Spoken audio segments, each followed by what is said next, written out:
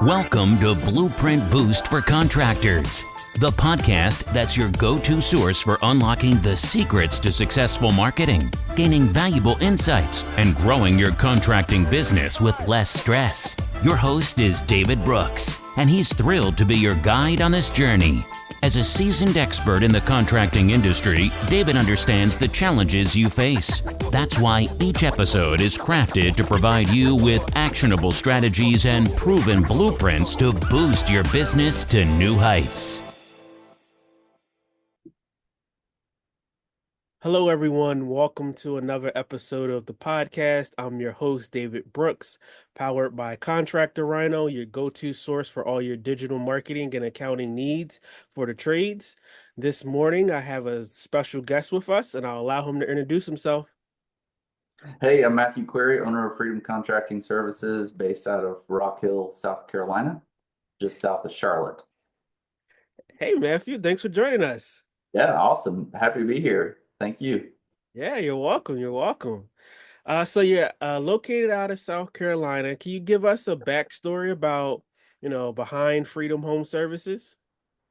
Yeah, so Freedom Contracting Services, we started. I've been in business, had my South Carolina license since 2011 or so, but kind of got re-engaged with that. I've owned a home inspection company for the past 8 years, and obviously things have kind of been tumultuous. Had a 15-person team at one point, and that started to kind of dwindle away, and I started looking at other options because the winters were really hard. And so started to kind of lean back into contracting, and just actually sold my home inspection company a couple weeks ago, and I'm now doing contracting full time. But I've been in residential construction. That's all I really know other than the military for about 20 years now. So Nice. And congratulations on selling that. Thank you. Yep. Thank you. Yeah, it was actually it was a win-win because I sold it to one of my inspectors, and he's a friend, and so he's keeping the name, the legacy lives on, so to speak. So really, really blessed and thankful that worked out the way that it did. So That's excellent. That's amazing. It's not too often do you get a chance to be able to have something like that where it's, a little bit more easier because you already have a relationship with the person rather than yeah, trying to go out and vet buyers. But that's really good. yeah, 100%. Yeah. So when you were first starting out, what were some of the initial challenges that you faced? So I think always is clientele and what you want to really kind of focus on.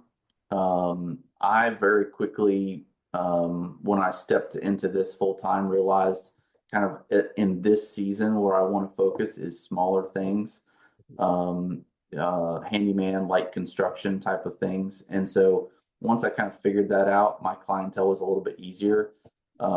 I'm in a networking group, BNI. I don't know if you've heard of it, but that is where I get the majority of my business right now. And as soon as I kind of put some feelers out there to say, hey, I'm doing contracting now, the market is so starved for quality trades that I've been very, very busy. So the reason I'm off today is because it's election day and my kids are at home, so I took the day off. And anyway, that was kind of the big thing, was really determining what my clientele wanted to be, what I wanted them to be, and kind of putting a cap on myself based on the season I'm in right now.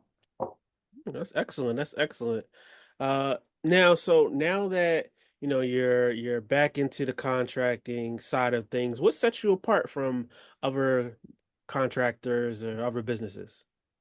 Yeah, well, great question. So with my background in home inspections, I can tell you for a fact from my perspective that whenever we would do a re-inspection, so we do a home inspection, and then the client may or may not pay us to come back to look at the work that was supposedly done by a licensed contractor. Whenever we did that, 99% of the time, we would find work that was not done properly, or, like not permitted. Um, it was made worse by the contractor, or it wasn't done at all. So it was in kind of the nether regions of the house, crawl space, attic. People are going to think, oh, well, no one's going to come here to see this. I'm just going to charge them and do it. So some really shady business. And so what I had originally started out doing, what I want to focus on is coming in as a licensed contractor, somebody that can do the basic electric, plumbing, very, very little mechanical, and a really good knowledge of structural stuff, where I can come in and very short notice and in a short time window, take care of all of those inspection punch list items. So like you get a realtor repair request list, the buyer says, hey, seller, I want you to fix these few items before I move in. Or, hey, I'm a VA buyer, veteran buyer, and the VA has required that these things get fixed before I can close, before the mortgage company will provide me with the funds. That's a great area where I want to focus, because I feel like that it's needed, based on what I experienced in home inspections, because it just wasn't getting done right. And it's pretty sad, and it would just delay closing, and it would cause a lot of frustration. And then, the buyer's like, well, what else are they hiding? And so it really unravels. And so when you can come in there, and I've done this with a lot of transactions, when I can come in there and do things the right way, I can permit things that need to be permitted, but I'm also a licensed contractor, where my license is on the line, where they can come back to me if something goes wrong. That means it's a big difference than then just hiring a handyman, so to speak. No, that's excellent. That's really, really good. Being able to provide that value and instill the trust in your clientele is really important, especially, as they're seeing like the jobs just aren't getting done right, or just not getting done at all. That saves them a lot of time and headache. Yeah, yeah, 100%. And it was proven to be true. And um, I think the benefit of just me being able to do it is that if I can't physically do it myself, I have a host of other good subcontractors that I can call. So at that point, I kind of become a GC, and I manage and make sure that it gets done. But if one plumber can't do it, I can call another plumber that I know. And one electrician can't do it, I can call another one. And so there's a benefit to calling a licensed contractor. And when they can't find somebody, that unless they can do it themselves, they have a host of other options. Whereas if you're a realtor, or if you're just a homeowner and you're trying to find somebody on Google, right? Like, you don't know what kind of work they do. But I do. I know what kind of work my subs do, and I can bring in good quality people to help that. So, I mean, it really saves a lot of time and money, honestly. So, I'm hoping that that's kind of where my business will lead and take off, and we'll see. Mhm. Yeah, no, that's good. Being able to, you can do it yourself, or like you said, if you don't know, you have a network that you're connected to that will be able to help you out in that regard, and to be able to provide that value. Now, as you're continuing to like grow and expand and really dig into your niche, how do you build trust with your clients? Well, part of it is, an online presence, showing them the quality of workmanship that I do. I actually did a really vulnerable post the other day, because despite what people may think, contractors do not do perfect work all the time. And I hired a new subcontractor, who was recommended to me by another guy that I work with. And they were like, this guy does a great job doing decks. It worked out to where I was doing other things, and so I couldn't personally come in and do a deck. And so to keep the project moving, I subbed it out. And this deck contractor just did a terrible job with this Trex deck. And a lot of times I have seen where contractors just kind of walk off. Like, well, I'm done. I did this work. I don't really care what you think. These little details aren't important to me. We installed the deck, the hand railing is all there. Like everything is there. We could pass our inspection technically, but there's so many small details that are just out of whack. Mitered corners that are wrong. They actually they installed a railing section out of square because the section of railing was an inch too short. And so instead of like saying, hey, hold up here, we need to get a bigger piece of Trex railing and cut it down, they just made it an inch inset. And so like it was like you could see the railing kind of go in from both ends. It was terrible. And it's like that's not the name that I want to have.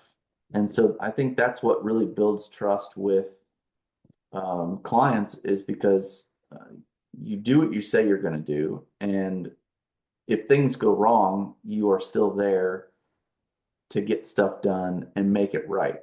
And so like I had a friend of mine, an older gentleman who's retired. I was talking to him about this scenario, and he said, the job's not done until it's done and it's right. Mm-hmm. I'm like, yeah, it's true. So like essentially like I was feeling pretty defeated in that moment. But I've had the opportunity to come back and fix it, and I've been out there several days fixing stuff, and now I'm done, and the homeowner's thrilled. And so I kind of did a vulnerable post about that, because I think that honesty doesn't just come from like doing what you say you're going to do. It's being honest with the challenges that you face, and the fact that you are willing to overcome them. Because if anyone has ever built a new house or done a renovation project, things just do not go the way that they're the best intentions, right? But what is it? Best laid plans of mice and men often go awry, from the old book of Mice and Men that I read in high school. The only thing I remember from that book. But it's true. Like your best intentions often go, to the, they basically just don't go, they go unmet. Mm-hmm.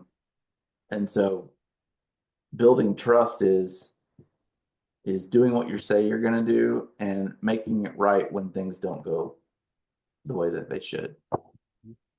Now, I'm a firm believer in that, and that was great of you to be able to make that vulnerable post. And like you said, everything doesn't always go according to plan, or things could be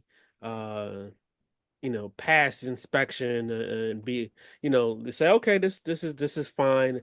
It's all yeah. Because those inspectors, county inspectors and city inspectors, they do a great job inspecting. Looks good, it's fine. Looks like it's there. Check. Yeah. I mean, that's actually a really good point, because even in the home inspection business, like you can't. I mean, it's good to pull permits, but you can't rely on code enforcement to make sure that your project is done properly. You have to have a good contractor that's willing to do the right thing. As a builder for another company, there was one time, I tell this story all the time, where we were doing an insulation inspection on this house, and the entire second floor hadn't been insulated yet. They ran short of material, whatever happened. They didn't finish. And I had called the insulation inspection in, and the guy showed up first thing in the morning before I had walked my house. And it was raining, and the guy, like, it was a cul-de-sac, and he looked up at the house and could kind of see some insulation in there, and was like, here's your past insulation slip. Mm-hmm. You can put sheetrock up. Mm-hmm. And so it's like, the guy didn't even get out of the truck to go look at the house, because I certainly would have failed, because it wasn't ready. Mm-hmm.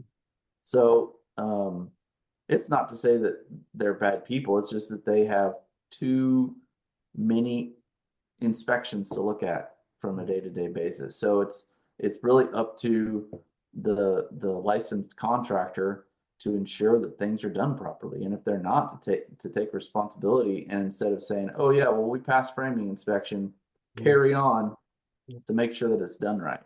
So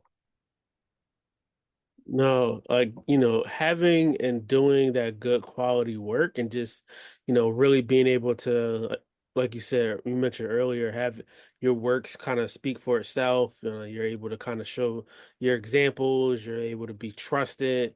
And, that goes a long way. And, sometimes, like you said, contractors, they may say, okay, well, I did the job and it's just, I did the job, right? But it's, now you could say, hey, the job was completed and then, you got paid. But what does that do for your reputation, right? What if, you do that to 10 people and they all feel kind of disgruntled about it? Now you have 10 bad Google reviews that you have to deal with, and that's costing you more business when if, you have a Google business profile and people are looking at reviews and they're like, oh, well, I don't know if I want to use this guy.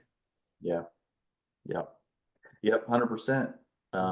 It all come back to bite you, and I don't necessarily expect perfect Google reviews, but I do want to be honest with people about challenges that I faced. But ultimately I want people to know that when those challenges came up, that I did the right thing, Mhm.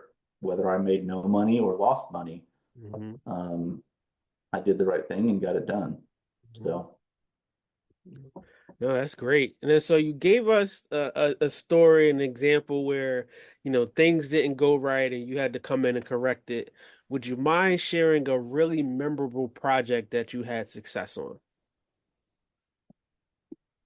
yeah, it actually just kind of spiraled upward. We got a job. It was based on we originally had gone in to look at doing the kind of inspection punch list, but this client wanted to then also do some other things to the house once they closed. And so what we did was we came in, and the house has like two rooms in the front. One was a dining room, one was kind of like a sitting room or whatever, open office maybe, didn't have doors or enclosed. And so we came in and we ended up framing in that opening on both sides and putting in a nice double French door and another door on the other side to create an office for this lady who works at home a lot. That was all great. But then she hired us to do a $75,000 screened in porch on off the back of her house. So demoed that and Trex decking, vinyl screen, metal roof, 408 square foot uh, porch. Beautiful, beautiful job. And that obviously there were challenges and stuff, but that one turned out so awesome. The client was super happy, but it kind of goes to show like things don't go necessarily always the right way. But if you are, oh man, this is a good one. Like if you're a good communicator, Mhm. you can really overcome pretty much anything. You know, don't communicate stuff through text, especially if it's negative. Mhm. you know Communicate when you're going to show up, communicate if things go wrong, communicate all the time, because ultimately, like, if the client sees it and then calls you out on it and they see it before you have and you don't know what's going on, then they're really worried. Mhm. So good communication can really surmount a lot of things. So that job really ended up well, and made money on it, and it's a great little portfolio piece for me now. So that was a that was a great job. We just did that and kind of end of last year. That's great. That's amazing. It's great to be Yeah, able to have that success story. And like you said, were there yeah, challenges? Yes, but the outcome at the end was good for you. yeah, yeah. And she said that she's gonna hire us to come in and do some other stuff whenever she decides that she wants to do that. Like I think she said she wanted to do like a laundry room kind of remodel. Mhm. But it goes to show, like, if you do a good job, then people will have you back. Mhm. So Yeah. I'm a firm believer in, doing if you do a good job the first time, or, even like if something doesn't go right, but you do right by the customer, just it's going to be able to help you retain that customer, develop mhm. that relationship, and, repeat business and also referrals. Yep, 100%. Yep. Repeat and referral business is kind of where I'm at right now. Um, like I said, I'm in BNI, and most of my business comes from networking right now. I realize that there's an importance to marketing outside of just doing, networking meetings and whatnot. But um, again, I'm a one-man band, and so plus, subs Hmm. essentially. So I could only do so much, Hmm. and so I'm happy where I'm at, and again, that kind of can double over Hmm. and continue on down the road. I've had several people say, "Well, you're my handyman guy. If I need something, I'm going to call you." I'm like, I've got all these projects around the house. I'm not ready to do them all yet, but I'll keep calling you as I'm ready. I'm like, okay, cool. That's great. You know? Yeah, that works out perfectly for you, and like you said, you're able to come back, you're able to keep yourself busy in between jobs, and you might be ending one job, and then the next person may say, "Okay, I'm ready to start that project I told you about," and it could be Yep. that ebb Yep. and flow. Yep. Yep. Absolutely.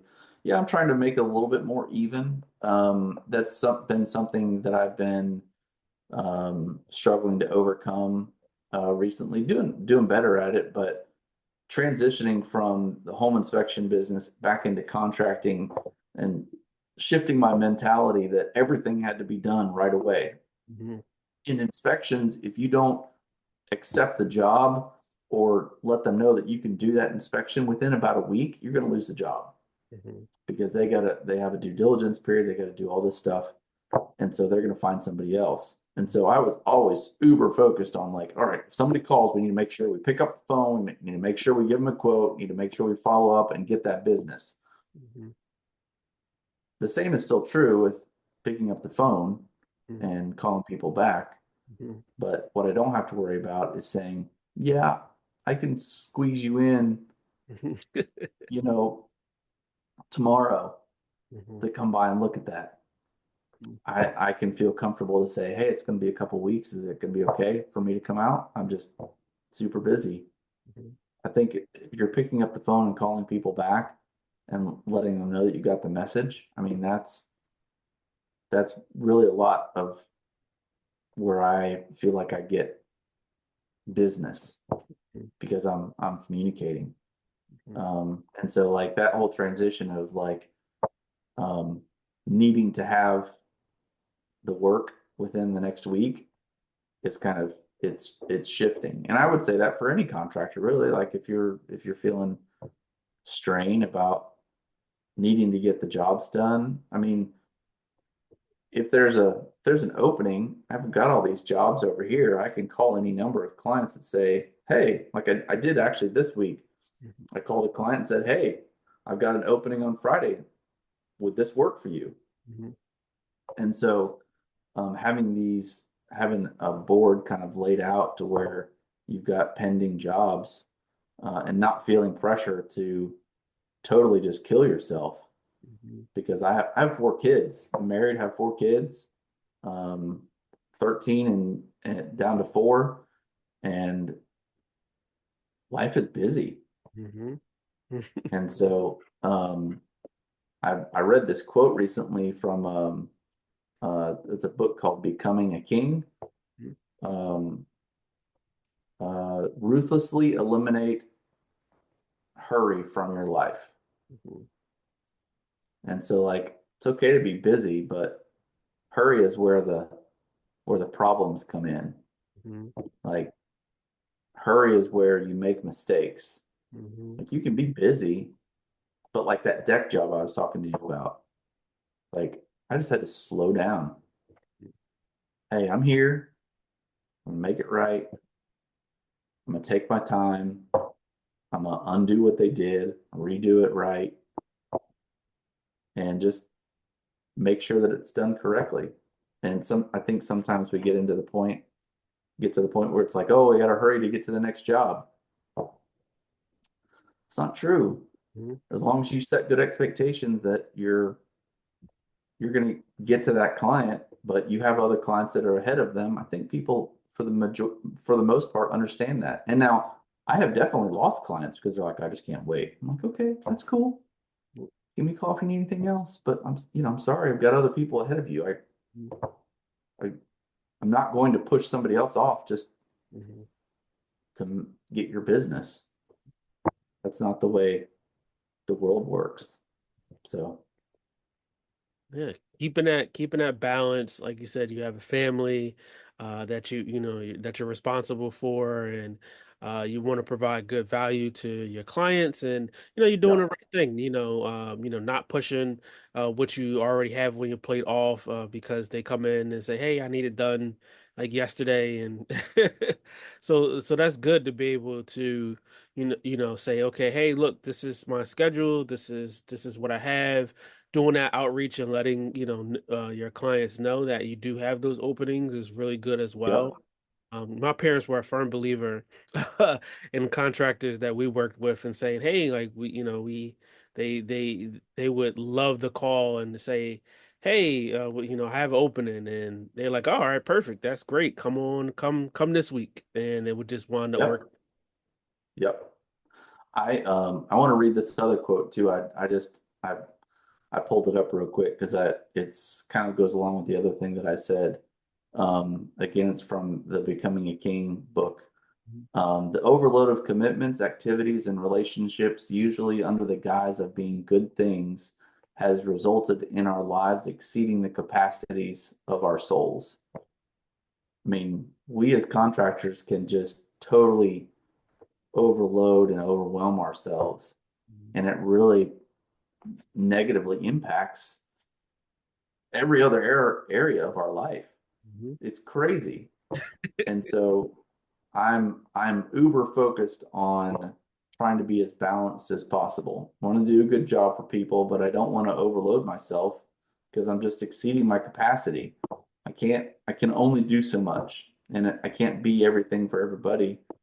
And the people that are important to me, those are the people that I want to be present for. So um, I actually developed an agreement of expectations that I send to all of my clients before I send them an estimate so that they know who they are working with. And it basically gives them kind of guidelines like, hey, my priorities are God, family, country, business.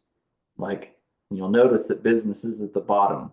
So like it's my lowest priority. I want to serve you, but these other three come before you. And these are my operating hours. And if you contact me after hours, you'll get a call or a text back the next business day. And so putting up boundaries and just letting you know, hey, I'm going to be using subcontractors. It's 8 or 10 bullet point items that I send to people. That actually has really helped because you get into business and with somebody and they don't know how you operate and they're wondering why that you're packing up early. Well, I got to go get my kids from school. That's not because I'm lazy. It's just because I've got to go get my kids from school because my wife also works.